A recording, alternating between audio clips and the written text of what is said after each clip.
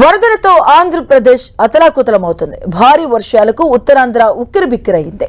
వాయుగుండం బలహీనపడినప్పటికీ వర్షాలు తగ్గుముఖం పట్టట్లేదు.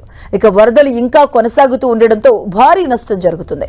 ఇక మరోవైపు గోదావరికి వరద ఉధృతి పెరగడంతో అధికారులు హైలైట్ ప్రకటించారు.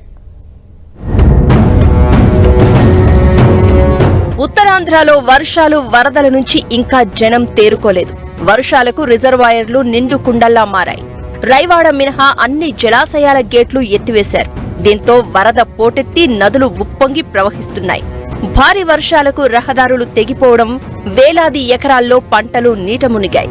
సుమారు 3500 హెక్టార్లలో పంట నష్టం జరిగినట్లు అధికారులు అంచనా వేశారు. అల్లూరి జిల్లాలోని ఏజెన్సీ ప్రాంతంలో రాకపోకలు స్తంభించాయి. విద్యా సంస్థలకు సెలవు ప్రకటించారు.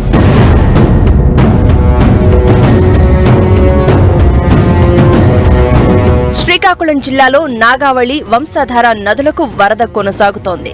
రెల్లిగెడ్డ, అదపాకగిడ్డ, సాయన్నగిడ్డ వరద ఉధృతికి అనేక గ్రామాలకు రాకపోకలు నిలిచిపోయాయి. వేలాది ఎకరాల పంట నీట మునిగింది. ఒడిశాలో కురుస్తున్న వర్షాలకు గొట్టా బ్యారేజీకి వరద నీరు చేరుతోంది. మరో 2 రోజుల పాటు ప్రజలు అప్రమత్తంగా ఉండాలని అధికారులు హెచ్చరించారు.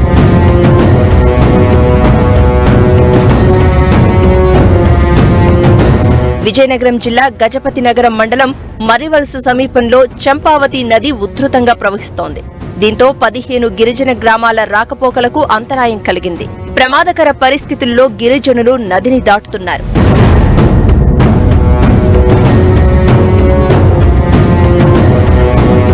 ఎగువన కురుస్తున్న వర్షాలకు కాకినాడ జిల్లా ఏలేరు కాలువకు భారీగా వరద నీరు కొనసాగుతోంది. ఏలేరు జలాశయం నుంచి వరద నీరు దిగువకు విడుదల చేయడంతో పలు గ్రామాల్లోకి వరద నీరు చేరింది. పిఠాపురం మండలం రాపర్తి దగ్గర ఏలేరు కాలువకు గండిపడింది. దీంతో జమునపల్లి, రాపర్తి గ్రామాల మధ్య రాకపోకలు నిలిచిపోయాయి. ఏలేశ్వరం, కిర్లంపూడి మండలాల్లో వేలాది ఎకరాల్లో పంట నీట మునిగింది.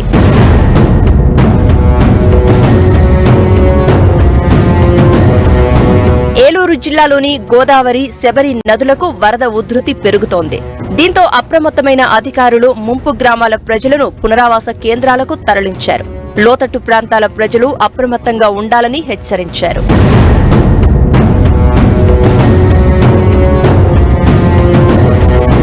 కొల్లేరులో కూడా వరద ప్రవాహం కొనసాగుతూ ఉండడంతో లంక గ్రామాలు వణికిపోతున్నాయి.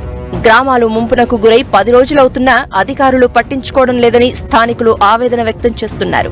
అవసరాల కోసం ప్రజలు పడవలపై ప్రమాదకర స్థితిలో ప్రయాణం చేస్తున్నారు.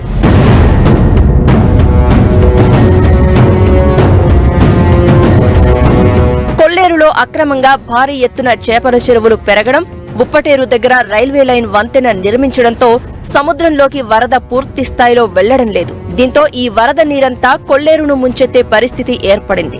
కొల్లేరులో వరద పరిస్థితికి ఆక్రమణలే కారణమని, వీటిని తొలగిస్తామని సీఎం చంద్రబాబు ఇప్పటికే ప్రకటించారు.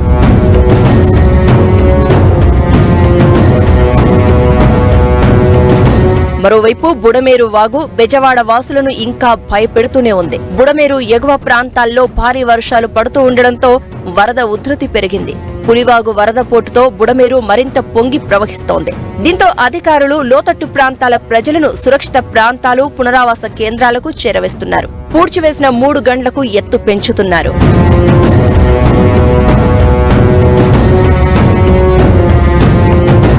అటు విజయవాడలో మరోసారి కొండచర్యలు విరిగిపడ్డాయి. ఈ ఘటనలో ఒకరు మృతి చెందగా 3 గాయాలయ్యాయి.